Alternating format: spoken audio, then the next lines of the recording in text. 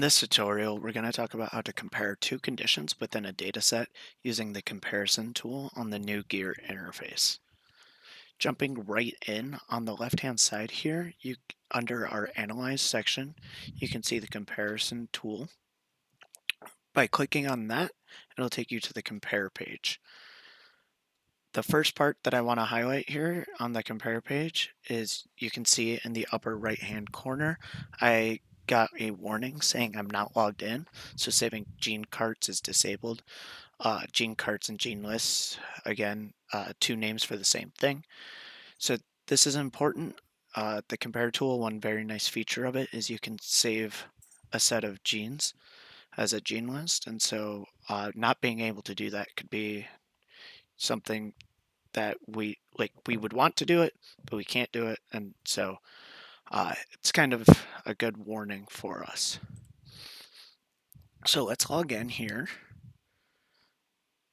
Okay, now that I'm logged in, we can actually start, and you can see on the compare page, it gives you a little bit of a description of what the compare page is and what the comparison tool is used for, and then also a guide. So this guide will be this one that I'm currently doing.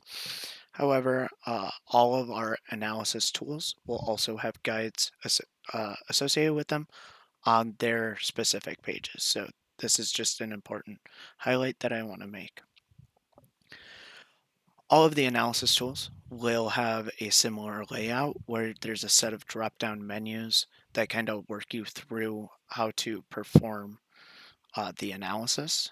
And so they all look very similar. This is intentional so that if you've worked with one tool, you can easily jump to another tool and not have to fully learn how to utilize it. So starting with this compare tool, we're going to select a data set.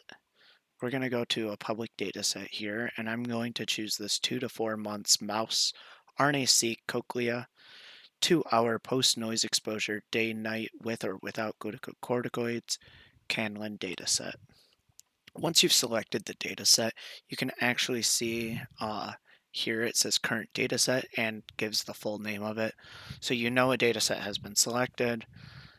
If for some reason you want to go back and you want to choose a different data set, all you have to do is click on the selected data set box anywhere on it, and it'll drop back down and you can choose a new data set. Until you've selected a new data set, the current data set will stay the same though. So I'm going to collapse that. At any point, you can actually collapse and expand any of these menus. So like the select conditions you want to compare has deselected, but if I click on it, it'll expand once again.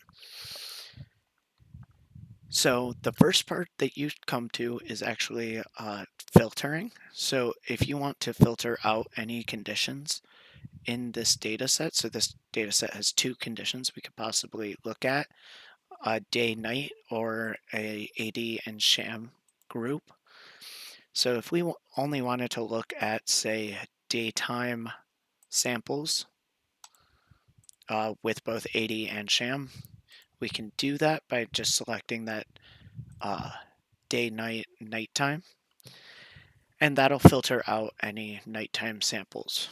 However, for this tutorial, I'm not actually going to show what filtering out samples looks like. We're actually going to select all the samples in this data set for the comparison. But if your analysis needs filtering, this is how you would do it. So looking at the series to compare, so this is a required field. Let's just compare day to night. And then it allows you to choose which one you would like on the x-axis and which one you would like on the y. I'm going to choose day versus night.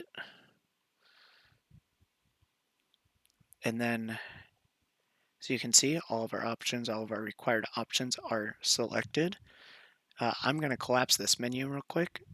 You can see here the bottom menu, select comparison options. This says optional over on the right hand side.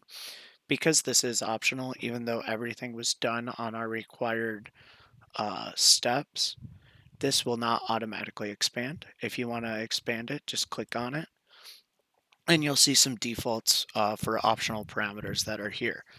So to start, over here on the left-hand side, there's the significance test. So by default, we don't uh, filter out or do any significance testing. We will just show you all of the genes. However, if you wanted to look at a t-test over estimated variance, Wilcox and rank sum, you can do that. The p-value cutoff is 0.05, and the cutoff filter is filter out, and I'll show that here in a little bit. Data filters by default will be report output as a log2 fold change. The fold change cutoff will be a 2.0 cutoff. We will not show standard deviation. However, if you want to do 1 or 2 standard deviations, you can do that. So we're going to leave everything here as default to begin with, and we're going to click on plot. As the spinning wheel goes. All right. Now here in the upper right hand corner, we can see our plot. On the left hand side, we can see, or I guess more middle, we can see all of the selected dataset options and the plot configurations as well. In the image, if you hover your mouse over the plot, you'll actually see quite a few different options here. So one of the options is download the plot as a PNG. You can zoom in on a specific area by clicking on the zoom tool. So clicking like that. Over here, you can actually, it's in the upper right hand corner on the right hand side, the house will reset the axes back to what the original image looked like. You can click on the pan tool. This allows you to pan the image however you want to. The box select and lasso select allows you to select a set of genes, and I'll show that here in a little bit. The zoom in and zoom out feature will select a point on the plot and it'll zoom further in or zoom further out. And then you can auto scale, which is similar to the reset axes. And then there is a produce with plotly label here. So there is a lot of genes that you can see here. However, because we didn't do any significance testing, these may not be informative to you. So if we decide that, okay, maybe we should do some significance testing, let's go back to edit parameters.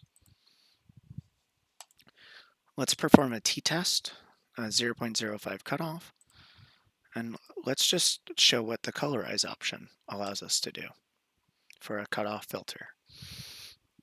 Clicking on plot again will show the new plot, and as you can see, the genes are a little more, many of the genes are a little more gray, and then a couple of them are showing up in this red color, and those are the ones that have passed our cutoff. The gray have not passed our cutoff. So if I click on this zoom tool, zoom in on some of these red sections, we can see there's a couple of them, but there's quite a few more gray ones. If I want to select, let's say, this small section of genes here, I can select those genes. And the reason you would be selecting genes is that you can view and save these selected genes. So you can see all of their gene names, their associated p-value, and the log2 fold change that was associated with them. Here, if you wanted to save this as a gene list, you would have to enter a name. So we could enter my gene list demo. If you wanted to save all the genes in the data set itself, so not just the ones you selected, you would stay as this weighted selection.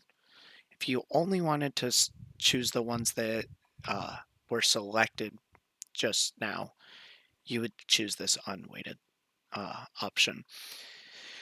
You have an option to download these selected genes, or you can save this gene list.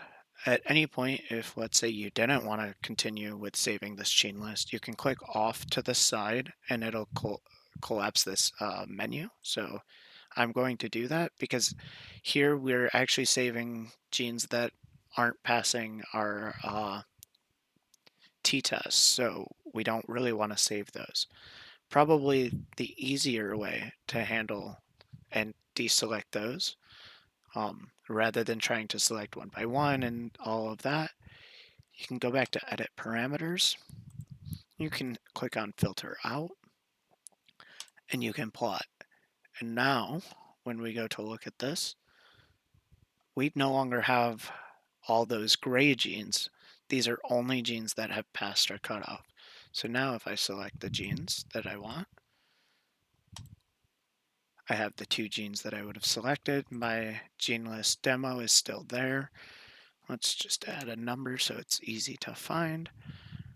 And you have your unweighted save selected genes. So we're going to save that. You'll see quickly that a green box appeared that said gene list was saved correctly. And if I want to see them, I can go to our gene list menu, which I'll show at the end of this tutorial. One last thing that I want to show, and I will actually remove this t-test here and get back to the original comparison. When we have this large group of genes and everything, one very nice feature is we can either type in genes we want highlighted or use one of our gene lists that have been curated. So using from favorites, the Cochlear HC's adult, we're going to click on proceed, and let's see. So no selected genes were found in this plot. So of these genes, none of them actually exist. So we can clear our selection. We can go back, and let's see if we can find one that actually works.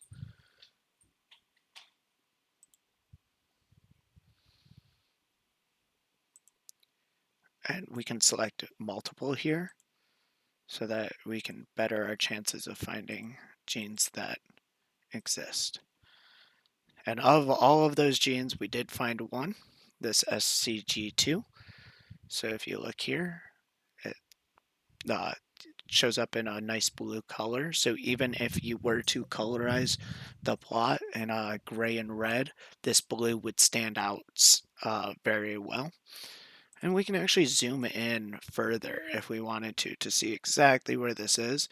If you can get your cursor towards the where the point is, it'll actually show you the plot coordinates of where this gene symbol is. And this is useful because if you are using a data set you are familiar with and uh, you're looking for specific genes and how they compare in a condition, this can be a very useful feature to see, okay, how exactly does this one gene that I'm expecting, how does it compare in these conditions that I'm looking at. So at that point, that is how we would use the comparison tool. As I said, we did save a gene list. So if we go over to our gene lists, under manage on the navigation bar, gene lists, over here, it automatically takes you to ownership your lists. And at the top here, you can see my gene list 220. This is a private gene list. You can see it was created today, and the number of genes in it was 2. If I wanted further information on it, I could come here, click on the 2 genes, and it gives me the exact gene symbol, the ensemble ID, and the gene description, and I can do other things to edit things like the metadata, the permalink. I can share this with other people. I can download it, and I can also use it as my front page gene search. You can also delete it at any time where you think you're done with that gene list. And so that's how you compare 2 conditions within a data set using the comparison tool in the new gEAR interface. Thank you.